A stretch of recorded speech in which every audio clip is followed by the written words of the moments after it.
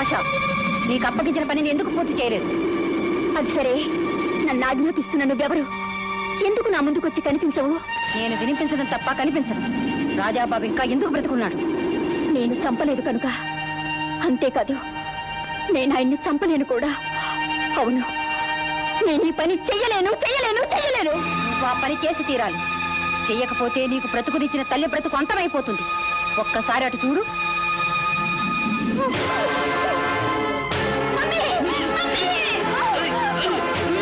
ఆమె లోపలికి తీసుకువెళ్ళండి. ఆశ, చూసావుగా, రాజాను నువ్వు చంపకపోతే మీ అమ్మకు చావు తప్పదు. అంతేకాదు, రాజా కూడా చచ్చి తీరుతాడు. ఆ నేరం నీ నెత్తి వస్తుంది. చెప్పు, మా పని చేస్తావా? చెయ్యి. చేస్తాను.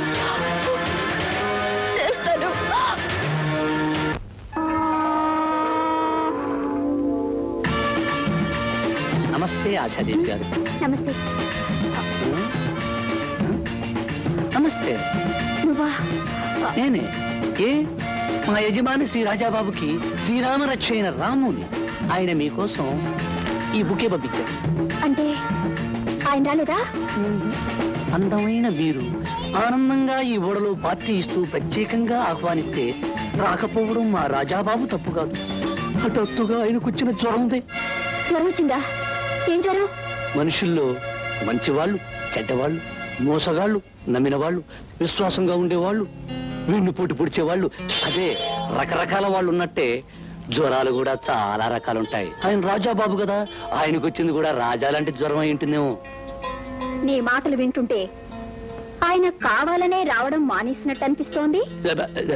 హలో ఆశ, అదిగో మీ ఒంటి మంటను ఆర్పడానికి ఫైర్ ఇంజిన్ వచ్చేసింది.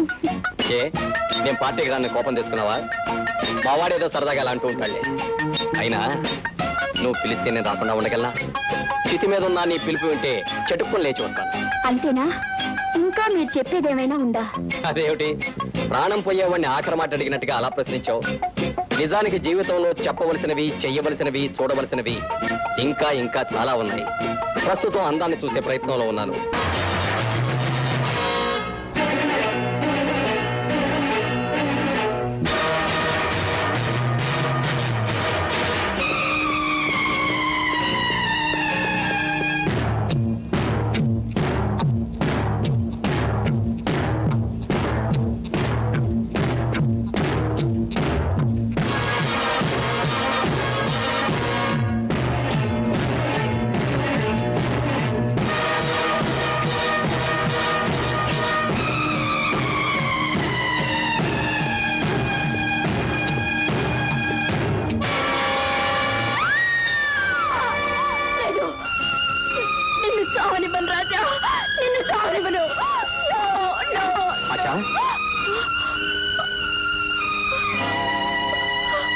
ఏమిటాశ, ఏమిటి అంటున్నది?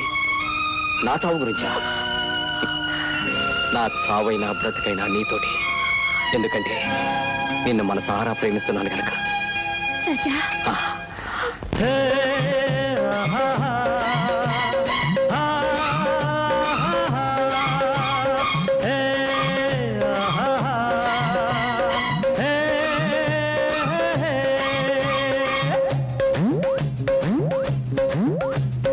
నీ చూపులో ఒక తడుపున్నది, ఒక ఉలుకున్నది, భలే గొడవున్నది. నా పట్టులో ఒక వలపున్నది, ఒక వరసున్నది, చెలి మనసున్నది. తోడికి నన్ను చేర్చుకో, ఒదిగి ముద్దు తీర్చుకో, వయ్యారమంతా ఓదార్చుకో, వయ్యారమంతా ఓదార్చుకో. అర్ధరాత్రి ఆడదాన్ని నెత్తురుడికి పోతున్న చలిగాలిలో నిన్ను విడిచి పెడతాన నడియేటిలో. కలిసి వెళ్ళిపోదామ స్వర్గానికి. రాము, ఏమిటి?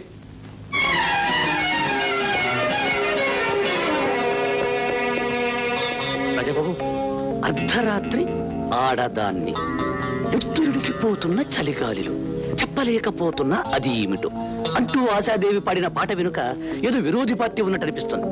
రాజబాబు, నాకు వచ్చిన అనుమానాన్ని వెంటనే వదులుకొట్టుకుంటే తప్ప నాకు నిద్రపడదు. మీరు ఇక్కడే ఉండండి, నేను ఒక్కసారి పైకి వెళ్ళి ఆ విషయం తెలుసుకొస్తాను. ఒకవేళ నేను రాకపోయినా రాలేకపోయినా మా లడ్డూ తాతను మాత్రం మీరు జాగ్రత్తగా చూసుకోండి.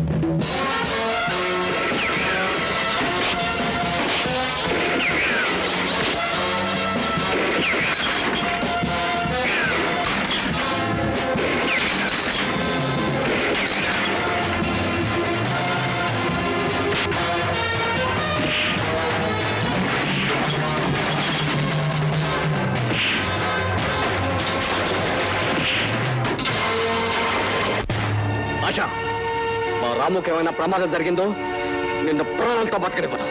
జాగ్రత్త. అజబాబు, అజబాబు, ఇదిగో ఈ నీటి సొరచేప చూడండి. నీటి సొరచేప. ఎవరెతను? ఎవడు వీడు అన్న సంగతి వీడిని కన్న వాళ్ళకి తెలుసు, లేదా వీడిని డబ్బుతో కొన్న వాళ్ళకి తెలుసు. అజబాబు, వీడు మిమ్మల్ని చంపాలని నీటి అడుగున ఒక చిన్న కత్తితో పొంచున్నాడు. ఈ నీటిలో పడగానే చుట్టుకున్న మీద పడ్డాడు. కాసేపు ఇద్దరు నీటిలోనే, వాడు కిందనే పైన పైన కింద కింద పైన ఇద్దరం గుట్టు చొప్పుగా నీటిలో కుమ్మలాడుకున్నాం. ఎలాగైతేనే చిట్టి చివరకు వాడిని గట్టిగా పట్టుకుని సొరచేప నోరు సాగదీశాడు. సాగదీసి నిన్నెవరు పంపించారా నీటి దొంగ అని అడిగాను. నోరెప్పలేదు, నిజం చెప్పలేదు. వీడిని ఇలా కాదని భుజం మీద వేసుకుని తీసుకొస్తుంటే నా సామిరంగా ఎక్కడి నుంచి తీశాడో ఒక చిన్న మాత్ర వేసి బల్లి పురుగులు మిగిలినట్టు పట్టుకుని మింగేశాడు. లట్టుకుని తెచ్చాడు. దొంగ నాకు పాట్ వద్దండి, చచ్చిపోయాడు. అదే విషయం రాజబాబు. అయితే ఇదంతా ఎవరి పన్నాగం అయి ఉంటుంది? ఈ పార్టీ ఇక్కడ పెట్టి మిమ్మల్ని ఆహ్వానించిన ఆశాదేవి గారే చెప్పాలి.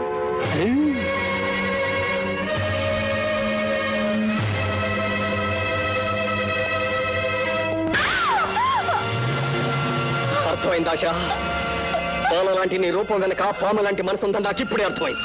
నేను పిచ్చివాణ్ణి, అందుకే నేను ప్రేమించాను, ఆరాధించాను. కానీ నువ్వు నటించావు, నమ్మించావు. నీ అందమనే మైకం తల్లి నన్ను అంతం చేయాలని చూశావు. నీలాంటి ఆడతాన్ని ప్రేమించడం పొరపాటు, క్షమించడం నేరం, బ్రతికొండనివ్వటం తప్పు అవుతుంది. అందుకే చెప్తున్నాను, నన్ను చంపాలని కోరుకున్న నువ్వు ఇప్పుడు నీ సావుని కోరుకో. నువ్వు చేసిన తప్పుకి నీకు నువ్వే శిక్ష విధించుకో. నీ చేత్తో నువ్వే ప్రాణం తీసుకో. లేదా తప్పని తెలిసినా సరే నిన్ను చంపడం నాకు తప్పనిసరి అవుతుంది. ఇప్పుడు నీ గొంతులోంచి రావాల్సింది ఆ పిలుపు కాదు, సావు కేక ఒక్కటే. రాజాబాబు, నేను నా ప్రాణాన్ని ప్రేమించే మనిషిని కాను. అందుకే చావంటే భయం లేదు, బ్రతుకంటే మోజు లేదు, పోతాననే బాధ లేదు, ఉండాలనే ఆశ లేదు. నాకున్న బాధల్లా ఒక్కటే, నా వేసవి బ్రతుకులో వసంతంలా వచ్చింది మీరే. మిమ్మల్ని పొందిన మరుక్షణంలోనే పోగొట్టుకున్నాను. అది నిజంగా నా దురదృష్టం. ఇప్పుడు నేనేం చెప్పినా మీరు నమ్మరని నాకు తెలుసు. కానీ నాదొక్క కోరిక, మీ ప్రాణాన్ని కాపాడడానికి నన్ను మరి కొన్ని రోజులు ప్రాణాలతో ఉండనివ్వండి ప్లీజ్. ఇలాంటి వాళ్ళు బ్రతికుంటే చాలా మంది జీవితాలకి ముప్పు కలుగుతుంది. అందుకే నిన్ను నా చేతులతో నేనే చంపుతాను. వద్దు రాజాబాబు, మంచికి మరో పేరైన మీరు నన్ను చంపి హంతకులవ్వడానికి వీల్లేదు. నా చావుకి నేనే స్వాగతం చెప్తాను.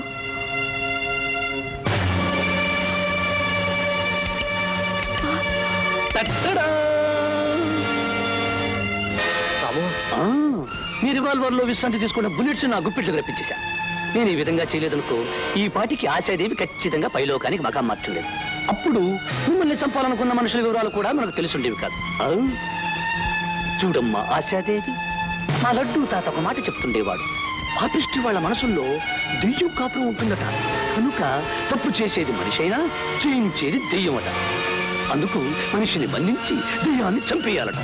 ఆశాదేవి ఆశాదేవి, నీ మనసుల్లో ఉన్న ఆ దెయ్యంగాల అడ్రస్లు పేర్లు చెప్పావనుకో త్వరగా మేము వాళ్ళకు పెద్ద కర్మ ఏర్పాటు చేయించేస్తాం. చెప్పేసి రాము, నాకేం తెలీదు.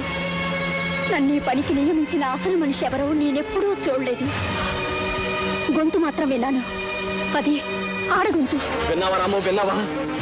నన్ను చంపమని ఆజ్ఞాపించింది ఒక ఆడ మనిషి. అయితే ఖచ్చితంగా ఆ సావిత్రమే అయ్యి ఉంటుంది. అప్పండి రాజాబాబు, అప్పండి.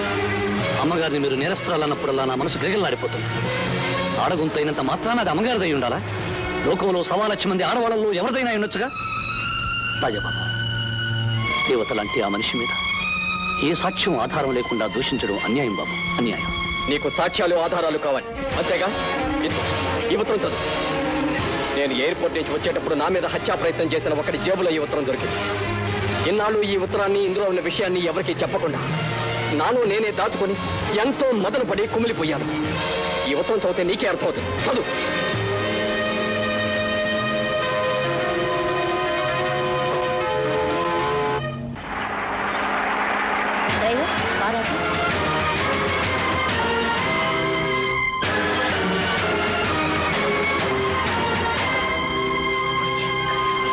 లేదమ్మా, ఆ భుజంగం ఖచ్చితంగా చనిపోయాడు. మీరు పొరపాటు పడి ఉంటారు. లేదు విశ్వనాథం గారు, నేనేమాత్రం పొరపాటు పడలేదు. నేను వాడిని కళ్ళారా చూశాను. వాడు ఇంకా బ్రతికే ఉన్నాడు. వాడు చావెలా తప్పించుకున్నాడో మీరు తెలుసుకోవాలి.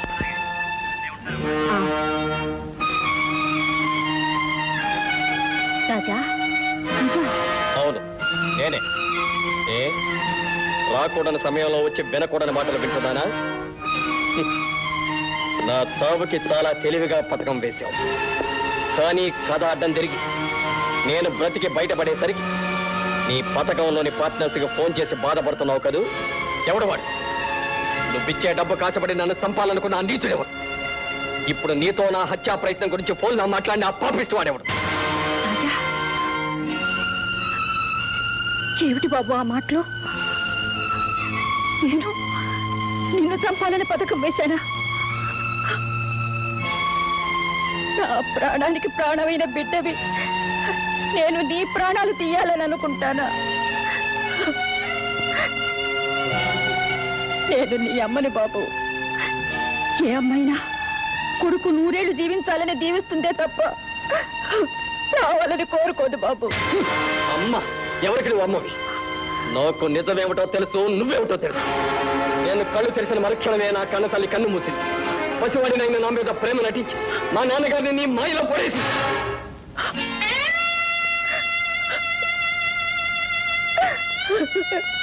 ఎంత మాట అన్నావురా! నా పేగు తెంచుకుని నువ్వు పుట్టకపోయినా నా కన్న బిడ్డకు కూడా ఇవ్వకుండా నీకు నా పాలిచ్చి పెంచానురా. నా రక్తం పంచి నిన్ను కలకపోయినా నా ప్రేమతో నిన్ను పెంచానురా. అందుకు బదులుగా ఏ ఆడది భరించలేని శిక్ష నా మీద వేసి రుణం తీర్చుకుంటున్నావా? నేల నా నమ్మకానికి ఎన్నో ఏళ్ళ నా విశ్వాసానికి నువ్వు ఇలాంటి బహుమతి ఇస్తున్నావా? నీ చరిత్ర అంతా నాకు తెలుసు సావిత్ర, నాకు తెలుసు సావిత్రమ్మ. నీ భర్త భీమన్న తన తండ్రి ధర్మన్నని సొంత ఊరు చింతపల్లిని వదులుకొని నిన్ను పెళ్లి చేసుకున్నాడు. మీరిద్దరూ మా నాన్నగారి వద్దకు వచ్చి చేరారు. నమ్మకంగా నటిస్తూ అవకాశం చూసుకొని అతను చూసుకొని ఆస్తినంతా సొంతం చేసుకోవాలనుకున్నాడు. బాబు, నిన్ను పెంచిన నేరానికి నన్నెన్నైనాను. అంతేగాని ఏ లోకంలోనో ఉన్న నా భర్తను మాత్రం ఏమనద్దు. కృతజ్ఞతకు విశ్వాసానికి మరో పేరు ఆ మనిషి. ప్రాణం పోయే ఆఖరి క్షణంలో ఆయన నా దగ్గర ఏమని మాట తీసుకున్నారో తెలుసా? కన్నవాడిని వదులుకున్నా సరే అయ్యగారి బిడ్డ రాజాని కళ్ళల్లో పెట్టి చూసుకోవాలి అన్నారు. నీ సర్వస్వం పోయినా సరే రాజాబాబు ఆస్తిని భద్రంగా కాపాడాలి అన్నారు. ఆయనకిచ్చిన మాట కోసం, మాటలు కూడా సరిగ్గా రాని పసివాడివైన నీ కోసం నా మామగారితో మాట పడ్డాను. ఆయన నా నుంచి నా బిడ్డను విడదీసి నన్ను ఆ ఇంటి నుంచి వెళ్ళగొట్టారు. అంతేకాదు, నా కొడుకు బాగుండాలంటే వాడికి నేను తల్లినని ఏనాటికి తెలియకూడదన్నారు. కట్టుకున్నవాడు లేకుండా, కన్నవాడు ఉండి లేకుండా అనాథనైన నేను ఆ రోజే చావచ్చు. కానీ నీ కోసం, నిన్ను బ్రతికించడం కోసం మనసును చంపుకుని బ్రతుకున్నాను బాబు. నా ఆశ, ఆశయం, లక్ష్యం అన్నీ నువ్వే అనుకున్నాను. చాలు బాబు, చాలు. ఈ బ్రతుకు నువ్వు ఇచ్చిన బిరుదులే గొప్ప బహుమతి. చూడు, పుట్టుకతోనే పేదదాన్ని నేను. నాకు ఈ ఆస్తులు, ఐశ్వర్యాలు, మేడలు, మిద్దెలు ఏవి అక్కర్లేదు. ఇవన్నీ నీవే. వీటిని నువ్వేమైనా చేసుకోవచ్చు. నీ ఇష్టం బాబు, నీ ఇష్టం. నా ప్రాణానికే ముప్పు తెచ్చే ఈ ఆస్తులు, ఈ మెడలు ఇవన్నీ నాకు అనవసరం. వీటన్నిటినీ తెగనమ్మి పారేస్తాను. ఆ డబ్బు పేదలకి పంచేస్తాను. అప్పుడే నాకు మనశ్శాంతి, అప్పుడే నాకు మనశ్శాంతి.